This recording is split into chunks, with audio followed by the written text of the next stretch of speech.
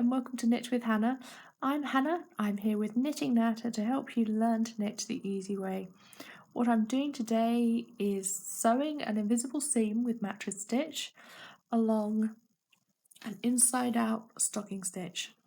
Now this is the textured side, you can see that's the outside of this hat, and this is the smoother side on the inside. So most people, when you're knitting a pattern, the rule is that this is the wrong side of the knitting. But I want this to show, I think it gives a really nice style to the hat, and also we've got this little bit of interest here as we change colour.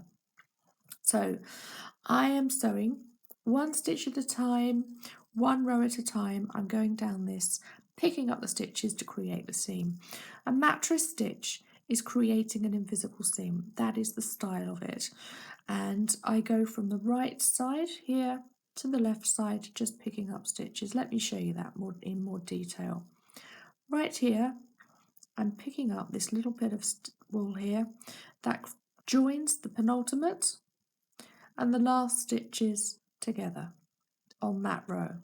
So I'm going to pick that piece up with the needle, and there you go, that's one more stitch on the seam.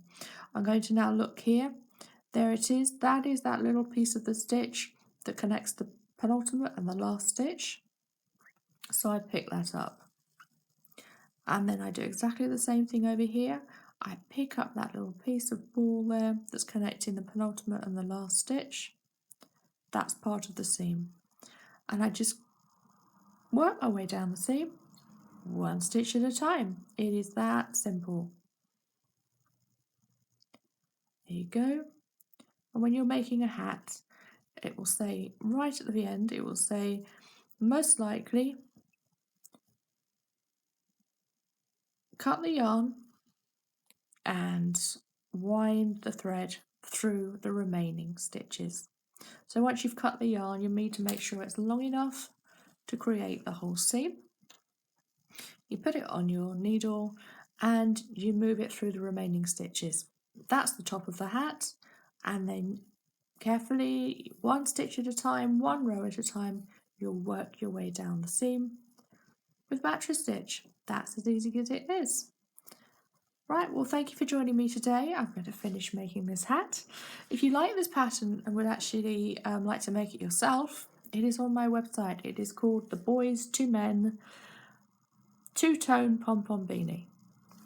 That's right, I'm going to put a big pom-pom on the top here with this contrast colour. If you're making a hat for a boy or a man, this is my little tip. Choose a colour with muted interest and then use a neutral alongside it. Most of my hats for boys have got some kind of grey, be that a light grey or a charcoal grey, or black or navy or a dark brown. That is what I call the neutral. And if there's another colour along with it, then I would choose something that's a muted colour. It's not too bright, it's not too shocking, so that you know what boys are like, they will actually wear it, and they'll actually really like it as well. This hat has been very much appreciated. I made one in a cranberry colour with a black, with a cranberry pom-pom on the top. It was it still is very much loved by the boy who ended up with it. Right, well, thank you very much for joining me. I will finish creating this seam, finish the hat, and see you again soon, I hope. Bye for now. Happy knitting.